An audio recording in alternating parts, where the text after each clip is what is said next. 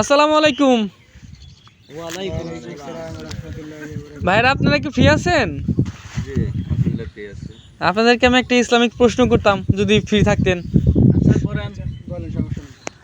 মানে নবী সাল্লাল্লাহু আলাইহি সাল্লামের এমন একজন সাহাবী ছিল যার শাহাদাতের সাক্ষী পবিত্র কুরআন দিবে, সেই সাহাবীটি কে? ভাই আপনি বলেন, আপনার থেকে শুরু করি। সেই সাহাবীটি স্বয়ং কোরআন দিবেন। হ্যাঁ হ্যাঁ, সাক্ষী স্বয়ং কুরআন দিন, পবিত্র কুরআন। হাসান রাদিয়াল্লাহু তাআলা আনহু। আচ্ছা আপনি বলেন তো সে সঠিক বললো কিনা। আমিও কনফিউজ। আমার মনে হয় যে হযরত উসমান রাদিয়াল্লাহু তাআলা আনহু হবে। ওসমান রাদিয়াল্লাহু তাআলা আনহু। ভাই আপনি কি মতামত কি, তারা সঠিক বলছে না ভুল বলছে? কাটা সঠিক দুজনের ভিতরে?